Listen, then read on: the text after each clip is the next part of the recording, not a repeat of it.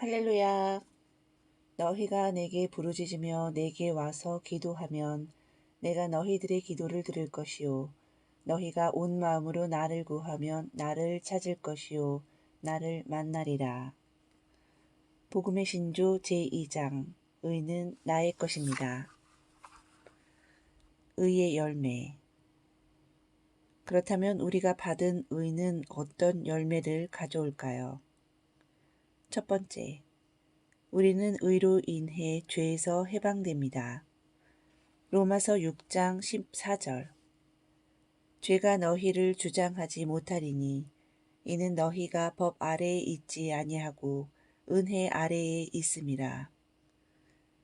흔히 그리스도인들이 스스로를 구원받은 죄인이라고 칭하곤 합니다. 그러나 우리는 이제 더는 죄인이 아닙니다.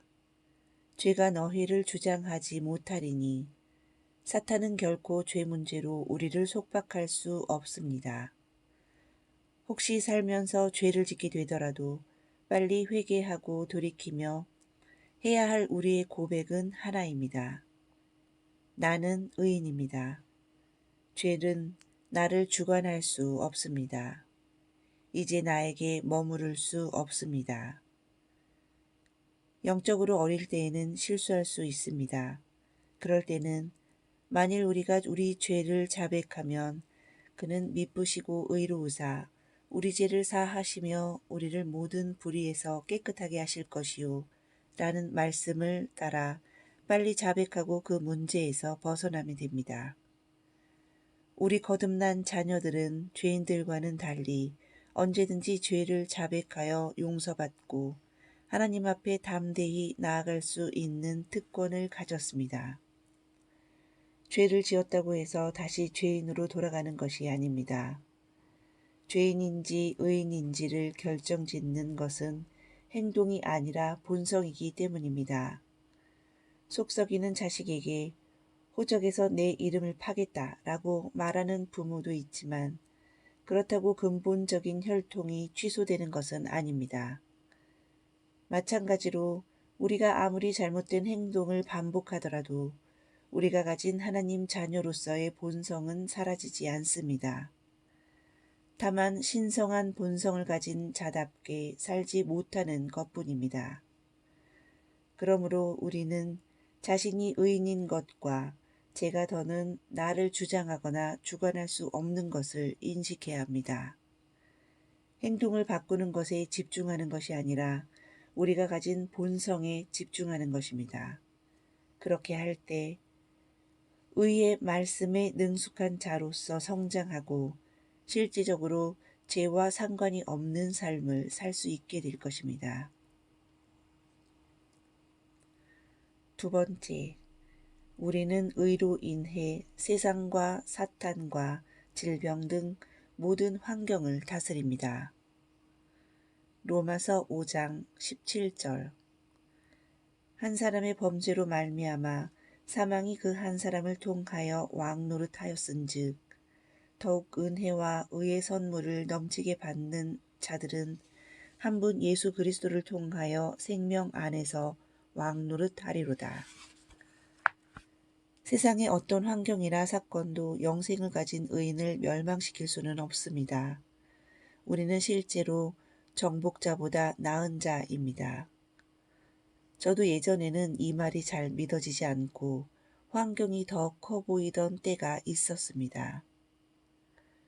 그러나 영적으로 점점 성장할수록 상황은 결코 아무런 문제가 되지 않는다는 결론을 확실히 내리게 되었습니다. 어떤 상황에서도 두려워할 필요가 없습니다. 하나님을 사랑하는 자, 곧 그의 뜻대로 부르심을 입은 자들에게는 모든 것이 합력하여 선을 이루느니라. 우리는 환경을 다스리고 승리하도록 부름받은 자들이며 어떤 상황이든 나에게 도움이 되는 방향으로 돌릴 수 있는 능력을 가지고 있습니다.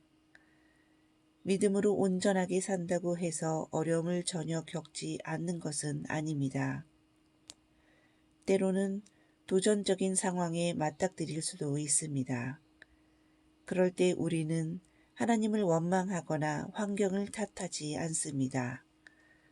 그렇다고 내가 무슨 잘못을 한 것인지 되새기며 정죄감에 빠지지도 않습니다. 믿음의 여정 가운데 우리를 시험하는 시련들은 온전히 통과하고 나면 우리는 하나님의 일꾼으로 더 든든히 세워지게 될 것입니다. 바울은 이를 깨달았기에 그러므로 우리가 낙심하지 아니하노니 우리의 겉사람은 낡아지나 우리의 속사람은 날로 새로워지도다. 우리가 잠시 받는 환난에 경한 것이 지극히 크고 영원한 영광에 주황한 것을 우리에게 이루게 함이니 라고 고백할 수 있었습니다. 설령 내가 틈을 내어줌으로써 초래한 고난도 마찬가지입니다. 재빨리 돌이켜 그리스도 안에서 내가 누구인지 인식하고 성령님과 동행한다면 우리는 얼마든지 상황을 회복시킬 수 있을 뿐 아니라 더 낫게 만들 수도 있습니다. 아담이 저지른 문제를 더 좋은 언약을 통해 해결하였듯이 하나님의 회복은 항상 더 좋은 것입니다. 세 번째, 우리는 의로 인해 하나님과 하나가 되었습니다. 요한복음 14장 10절 20절. 내가 아버지 안에 거하고 아버지는 내 안에 계신 것을 너희가 믿지 아니하느냐. 내가 너희에게 이르는 말은 스스로 하는 것이 아니라 아버지께서 내 안에 계셔서 그의 일을 하시는 것이라. 그날에는 내가 아버지 안에 너희가 내 안에 내가 너희 안에 있는 것을 너희가 알리라. 예수님께서는 이 땅에 살아계신 동안 아버지께서 내 안에 내가 아버지 안에 있으며 나와 아버지는 하나라고 말씀하셨습니다. 그리고 이제 거듭난 우리 안에도 성령님께서 들어오셔서 그분이 우리 안에 우리가 그분 안에 계신 상태, 즉 완전한 하나됨을 이루게 되었습니다.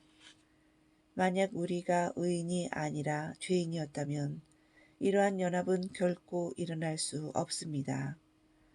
구약시대의 성령님께서 거하시던 지성소에는 죄인이 절대 들어갈 수 없었으며 행여 들어갔다가는 견디지 못하고 바로 목숨을 잃었습니다. 하나님의 임재는 결코 죄와 공존할 수 없는 특성을 가졌기 때문입니다. 그런데 우리는 그 거룩한 영을 직접 모시면서 우리 스스로 성전이 되었습니다. 바로 우리가 의롭고 거룩하게 되었기 때문입니다. 우리는 의롭게 되었고 그 열매로 하나님과 하나됨을 누리게 되었습니다. 우리가 자주 부르는 찬양 중에 하나님의 보좌 앞으로 나아갑니다. 주께 더 가까이 이끌어 주소서라는 가사들이 있습니다. 좋은 말이지만 사실 이러한 가사들은 거듭난 그리스도인의 정체성에 대한 무지에서 비롯된 경우가 많습니다.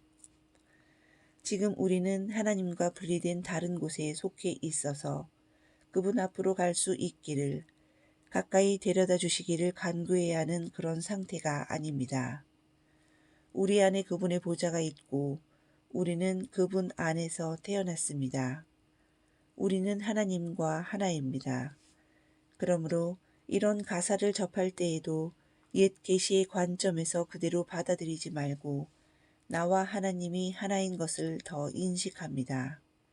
내 안에 계신 하나님의 임재가 더 풀어지기를 원합니다. 라는 식으로 새로운 피조물의 계시를 따라 인식하면서 부르는 것이 좋겠습니다.